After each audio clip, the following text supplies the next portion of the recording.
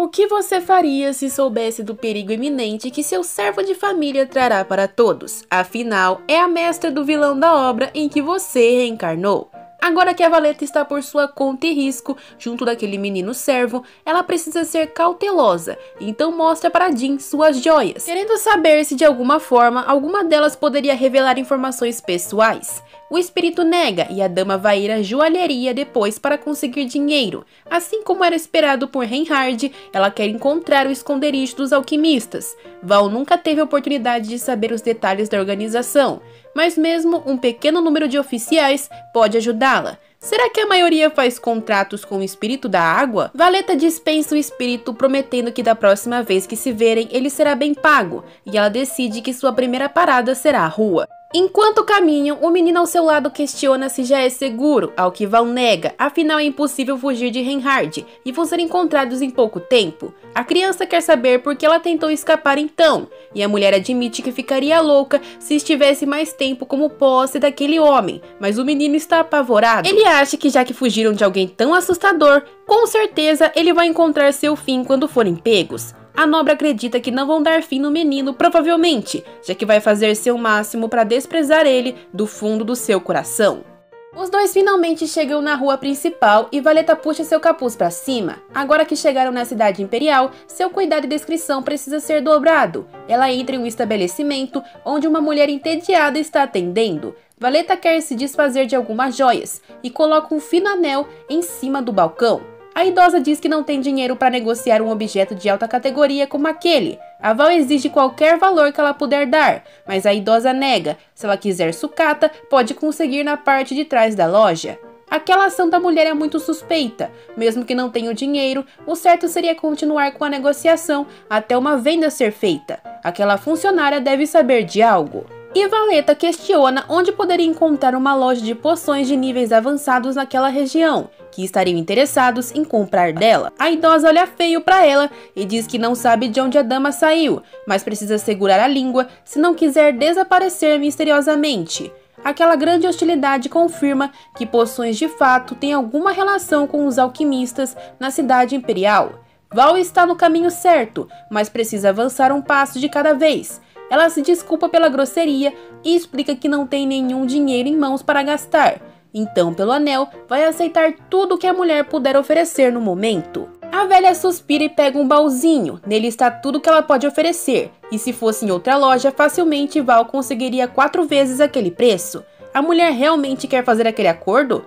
Val concorda. Afinal, aquela quantia parece boa o suficiente para realizar seus planos. Devido ao monopólio comercial do imperador sobre as poções, os cidadãos normais ficaram sem essas misturas, e o preço subiu muito. Com esse contexto, o plano de Valeta tem sua base pronta. Se ela fizer uma loja com aquele dinheiro e começar a vender poções boas a um baixo custo, muito maior do que o do mercado, sempre terá uma multidão de clientes. Se tiver uma constante oferta, pode ser até que a dama fique famosa entre os plebeus. E aquela popularidade de alguma forma pode servir como uma proteção contra a prisão da família imperial. Ela não vê muita escolha de ação nessa situação, mas sabe que aquela loja não serviria de proteção contra Rain, que mais cedo ou mais tarde apareceria com uma pilha de corpos em seu caminho, falando que tinha insetos na sua frente, dos quais se livrou. A Valeta começa a sair com um garotinho, mas a idosa interrompe falando que aqueles dois não são da região, e por ter joias desse nível, aquela mulher não deve ser pouca coisa.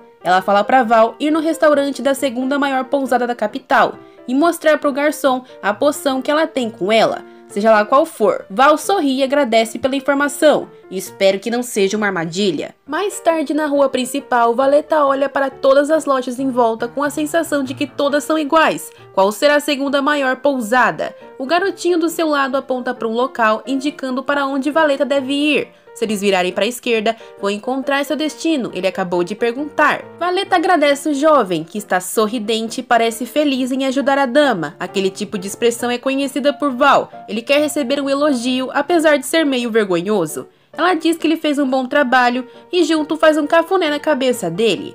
Quando chegam na frente do estabelecimento, a Valeta não nota diferença alguma dela para o restante olhando de fora.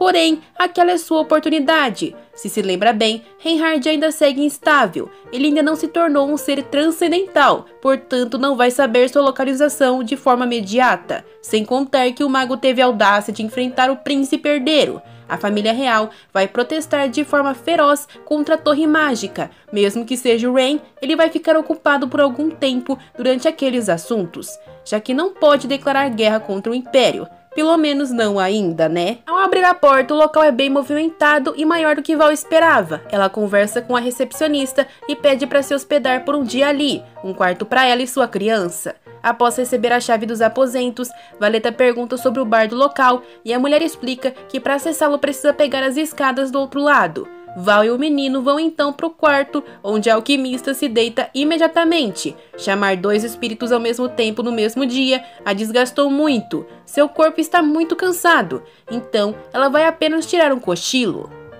No dia seguinte, ela já acorda com a manhã alta. Ela acabou dormindo demais e mentaliza que hoje precisa ir no bar. Assim que desce e olha o movimento, Valeta vê exposto na parede um retrato seu e de Reinhard, provavelmente feito pelo palácio, com avisos de procurados. Não dá pra acreditar que tem 2 núcleos tão importantes procurando pela dama ao mesmo tempo. É como estar entre a cruz e a espada. Quando finalmente se senta no bar, o garçom questiona se não está muito cedo para beber, mas a Val fala que tem uma recomendação.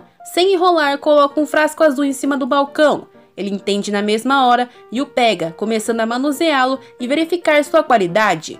É incrível a naturalidade dele fazendo isso num lugar tão movimentado. Deve ser um profissional. O homem devolve o frasco e diz que não via algo tão valioso há tempos. O bar funciona à meia-noite e seria encantador se ela viesse experimentar as bebidas ótimas que ele tem. Aquilo é uma proposta de negócios clara, e Valeta não hesita em aceitar. De volta ao quarto, Val repara olhando pela janela que inúmeros guardas estão passando toda hora pela rua. Assim vai ficar difícil de sair quando for meia-noite. Assim que o almoço é servido, Val se senta com o menino e tenta iniciar uma conversa sem pensar muito no que vai dizer. Ela questiona se ele tem um nome, e o pequeno diz que seu nome é Tyrion. A mulher sente que já ouviu aquele nome antes, porém não se recorda se foi na sua vida anterior de forma casual ou se fez parte da novela. Pensando agora nas páginas escritas, ela se recorda de uma passagem onde o Reinhard havia como sempre realizado um massacre e arrastava um corpo, até que alguém o mandou parar. Alguém o enfrentou. Ele se volta contra o protesto e flashes de quem disse aquilo passam pela memória de Val como páginas de um livro deteriorado e cheio de buracos. Sua memória está incerta, mas deve ter ouvido o nome de Tyrion realmente em alguma parte da história. E quanto ao personagem principal da novela? Ele escapou com segurança? No momento ela não vai pensar naquilo, e ao trocar olhares com a criança, ele se encolhe de medo e pede desculpas. A Valeta quer saber por que ele evita olhar nos seus olhos, e ele diz que a sensação é ruim. Não dá pra culpar, né? A Val tem uma cara de peixe podre, mas ele diz que realmente é nojento quando olha nos olhos de alguém. Aquela criança com habilidades mágicas, que viveu em um lugar desolado, faz Val se lembrar dela mesma na vida anterior, levando em conta as habilidades que tem. Aquilo, no entanto, só fez ela mais forte, e Val menciona que Tyrion pôde escapar. Ela se lembra que o personagem principal da obra foi tão audacioso que enfrentou Reinhard diretamente. Olhando para aquele menino inocente, ela tem certeza que não deve ser ele. Será? Ela precisa encontrar o personagem principal rapidamente para que Rain perca o interesse nela. Meia-noite, como dito, Valeta foi até o bar de novo, que estava mais movimentado do que nunca. Ela procura o garçom, que vem ao seu encontro, a conduzindo para fora do local. A Valeta acha estranho o fato de que já caminharam há algum tempo. Eles já estão longe da pousada, até que chegam em um local que parece outro bar. Aquilo é algum tipo de armação ou brincadeira? O velho garçom diz que ainda não sabe o nome dela, e se apresenta como Romã. A garota, no entanto, não pode falar seu nome de forma descuidada, sendo que está sendo perseguida na cidade toda. Ela entra sem se apresentar e olha o Tyrion vindo atrás dela. Quando entra, a garota observa o redor. Não que ela saiba muito sobre pessoas comuns, mas consegue identificar que ali todos são alquimistas. Ela quer saber o que deveria ver ali, e Roman diz que pode mostrar aquele seu produto naquele lugar. Val fica confusa. Mostrar agora mesmo? Então deve começar do básico, não há necessidade de se machucar novamente. Ela está acostumada mesmo a ser um objeto de entretenimento para todos. Então pega uma folha, uma caneta e começa a traçar no papel um selo. Ela puxa um vidrinho amarelo do bolso e coloca em cima do papel, fazendo o processo que já fez inúmeras vezes de extração, surpreendendo todos ali. O frasco se ilumina mostrando duas penas em seu interior, enquanto o selo reflete nos olhos de Valeta. O Roman e todos estão em choque e ele pergunta o que é aquilo. Ela entrega a poção perguntando se aquilo é suficiente para ele e diz que se o teste estiver completo, gostaria que o garçom se apresentasse de forma apropriada para ela. Ele pede desculpas e faz uma reverência educada, revelando que se trata de um alquimista da Associação de Feiticeiros Não Oficiais e seu nome de fato é Roman. Ela já verificou a sua habilidade, então não vai ter problema se falar sobre si também. Ela tira o capuz e se nomeia como Valeta Delight. Os murmúrios automaticamente começam. Se ela é uma Delight, tem relações com o falecido Conde. Começam a se perguntar se falar com ela não é perigoso, já que a sua notável fama de alquimista era conhecida por todos. O Roman então entende porque o presidente da associação disse que viria assim que ele mencionou a história dela mais cedo. Ele disse naquele dia sobre a poção que analisou e comentou seu gênero e idade com o presidente. Roman a conduz para conhecê-lo e ela se surpreende por irem para um depósito e não uma cozinha como imaginou. Eles dão de cara com o relógio e o alquimista mexe em seus ponteiros, colocando a hora 4h27 da tarde. Após tocar como um louco, o relógio se abre revelando ser uma porta que dá abertura a uma passagem secreta. Val nunca viu nada daquilo antes, e o fato disso existir mostra que as habilidades de Roman não são coisas poucas. Tyrion agarra a roupa da Valeta tremendo, ele claramente está com muito medo, e Roman chama a atenção do jovenzinho, se agacha ao seu lado e abre os braços, falando que se suas pernas doem, ele pode carregá-lo. Valeta na mesma hora se sente culpada por ter arrastado ele por tanto tempo. Se ele estivesse com dor, deveria ter contado. O menino pede desculpas e aceita o colo de Roman, que começa a conduzir ambos pelo local mal iluminado. Assim que eles chegam em uma porta e abrem, um choque de realidade acontece. Afinal, um verdadeiro palácio se revela em sua frente. Roman fala que ali é o esconderijo de alguns alquimistas, um local para se esconder do tamanho de uma mansão. Val comenta que eles devem ter muito dinheiro em mão. E antes que possa dizer algo, uma voz soa do alto da escadaria, agradecendo a presença da senhorita Delight ali. A mulher fica chocada assim que identifica o homem. Ali está a sua excelência Duque Callum Daphne, com seus longos cabelos parecidos com o de Rain, mas da cor verde, exibindo um sorriso que parece ser verdadeiro. Ele fica feliz por ser reconhecido. Val comenta que mesmo que não se tenha muita informação, é impossível não ter conhecimento do único duque do império. Ele sempre é o tema das conversas de círculos sociais. Valeta ouviu dizer que ele tem mais de 40 anos, embora não pareça. O duque fala que ele queria conhecer a dama e está honrado de se deparar com uma joia tão preciosa. A Val fala que o porta-joias está quebrado, se referindo, imagino eu, ao Rain estar ocupado no momento. Ela comenta que ele não deve querer uma saudação sem sentido e todos ficam em um silêncio constrangedor até o Callum convidar ela para tomar um chá e mandar o garçom levar o menino com ele para a sala de estar. Todavia, quando ia conduzir a Valeta numa direção diferente, Tyrion corre de volta para ela, se agarrando ao seu vestido. O Duque pergunta então quem é o garoto e Valeta responde que ele é um ovo de mago. A Valeta disse a verdade sobre o menino, já que provavelmente não alquimistas não devem ser capazes de entrar onde quer que ele vai levá-la, por isso precisa mostrar o valor da criança. O Duque fica surpreso com a revelação, ela com muita facilidade trouxe até ele algo que pessoas comuns nunca encontrariam na vida. Enquanto sobe, ele questiona se a Val roubou de seu ninho, já que para quem tem um desses são muito valiosos. Valeta não dá detalhes de seu encontro, apenas diz que o pegou no caminho.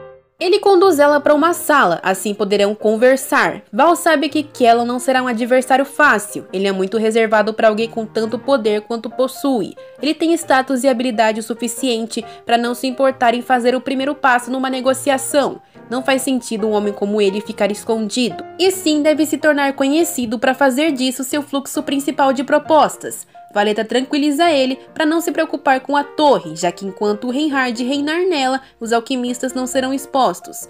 Kielon pergunta se foi ele quem se tornou o novo mago-mestre e Val responde que não precisa falar algo que já é de conhecimento do Duque. Sem perder mais tempo, ela comenta que quer fazer uma sugestão relacionada à associação de alquimistas. O Duque interrompe ela, já que antes quer verificar algo. Ele quer saber sobre a veracidade do que aconteceu no Palácio dos Delight. Valeta conta que todos os rumores são verdadeiros. Ele aniquilou todos do Condato, e Val deixa claro que não contribuiu para o falecimento de seu pai e nem dos seus empregados. Aquele fim para eles foi algo da própria doutrina louca de Rain. Então a pergunta que não quer calar vem: por que o mago não terminou a vida da senhorita também? No fim, as perguntas anteriores foram para chegar nessa principal. Valeta fica tensa enquanto pensa no que responder. Como será que a dama vai se sair nessa negociação? Já estão com saudades do Rain, né? Veremos ele em breve de novo. Muito obrigada por assistir até aqui e se gostaram deixem o like e compartilhem. E sayonara!